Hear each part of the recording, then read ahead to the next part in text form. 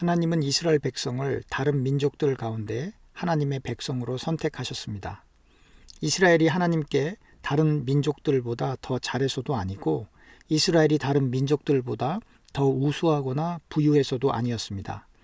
이스라엘은 하나님의 백성이 될 만한 아무런 자격이나 이유가 없었지만 하나님이 하나님의 뜻대로 이스라엘을 하나님의 백성으로 선택하셨습니다. 인간의 의지와 인간의 노력보다 더욱 중요한 것이 하나님의 뜻입니다. 하나님의 뜻이 무엇입니까? 그것은 하나님의 말씀입니다. 하나님의 말씀이 기록되어 있는 성경책을 우리가 날마다 읽어야 하는 이유는 우리의 삶의 모든 이유와 의미 그리고 동기가 바로 성경에 기록되어 있고 성경에 기록되어 있는 하나님의 말씀이 우리의 영의 양식이며 삶의 지침이기 때문입니다.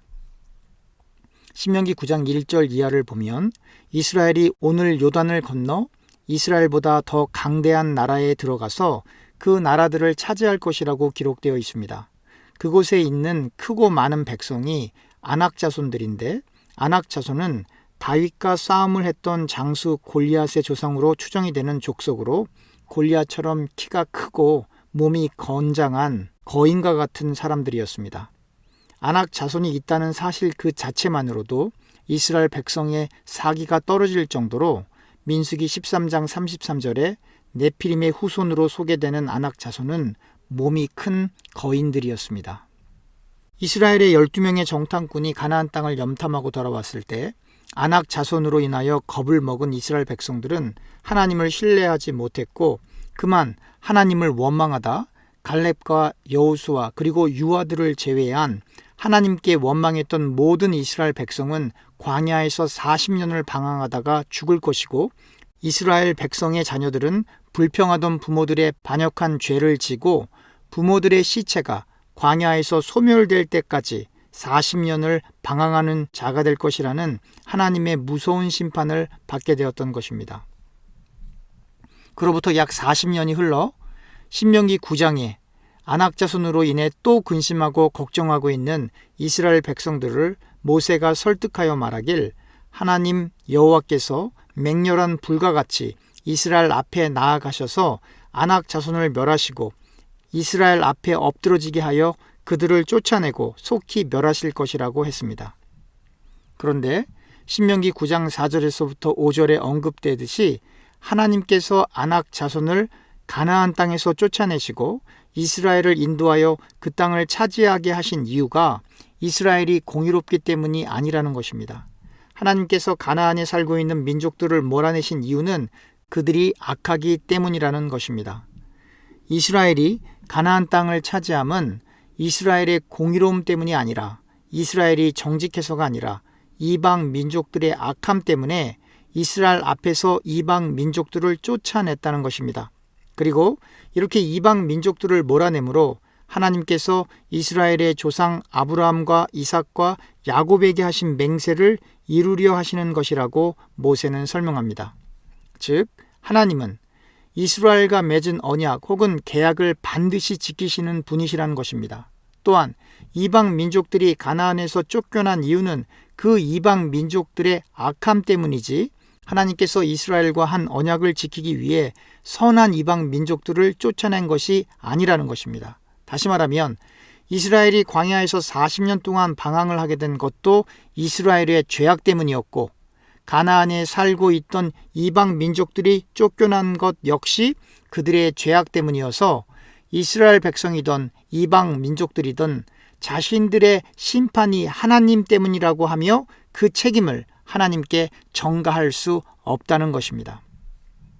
신명기 9장 6절 이하에 이스라엘에 대하여 모세는 말하길 너는 목이 곧은 백성이고 여호와를 거역했고 여호와를 경노하게 한 백성이라고 했습니다. 이스라엘의 이러한 악행에도 불구하고 하나님은 이스라엘 백성의 조상들과 한 약속을 지키기 위해 이스라엘을 여전히 붙들고 계셨던 것입니다. 바로 이 이스라엘의 모습이 우리의 모습입니다. 우리는 도저히 구원을 받을 수도 없고 죄로 가득 넘치는 죄인들입니다. 늘 우리의 육신적인 일을 도모하며 하나님의 말씀보다 우리의 계획과 꿈을 이루는 일에 더 앞서는 경향이 강합니다.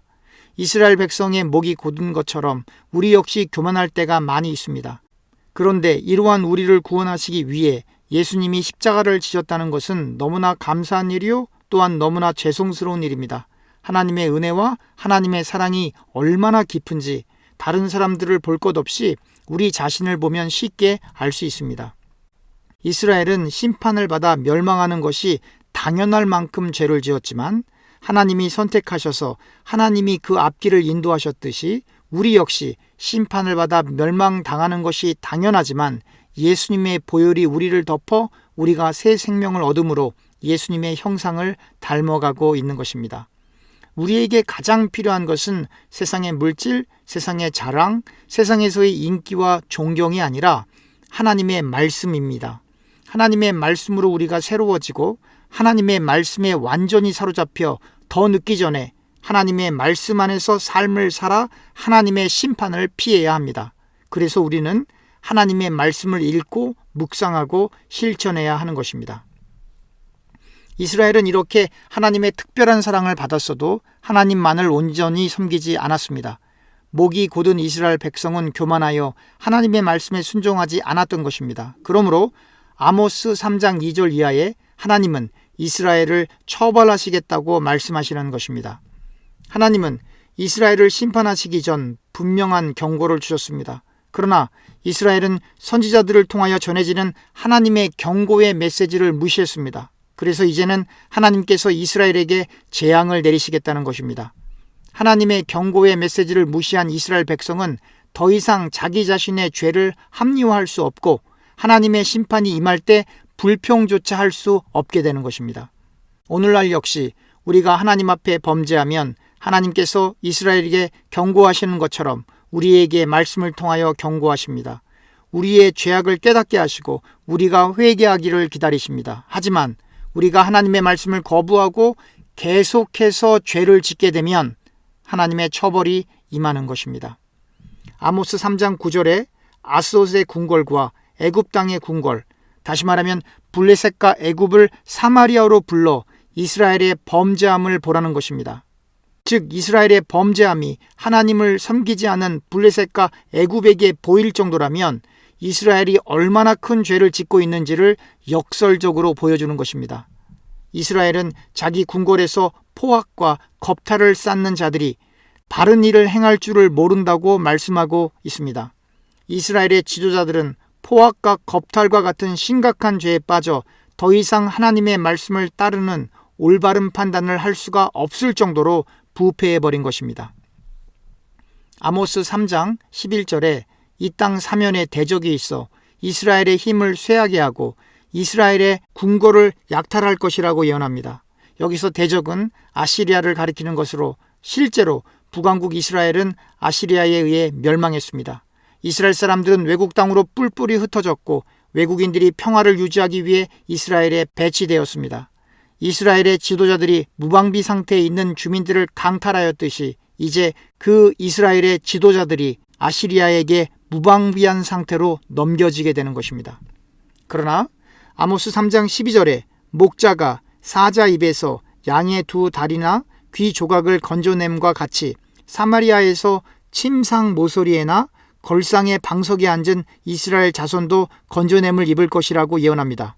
즉 북왕국 이스라엘이 멸망하는 상황에서도 하나님의 주권과 섭리 가운데 남아있는 사람들이 있다는 것입니다. 우리는 여기서 분명히 알아야 할 것이 있습니다. 이 남은 자들 역시 그들이 의로워서가 아닙니다. 하나님의 은혜로 하나님의 일을 하기 위해 하나님의 뜻대로 남아있는 사람들인 것입니다. 북왕국 이스라엘이 죄로 인하여 하나님의 심판을 피하기 어려운 시간에도, 북왕국이 멸망하는 시간에도 하나님의 남아있는 사람들은 존재하는 것입니다. 인간들이 하나님께 범죄함으로 절망 가운데 떨어지는 순간에도 하나님의 종들은 늘 예비되어 있고 하나님의 뜻은 반드시 성취된다는 사실을 우리가 기억해야 합니다.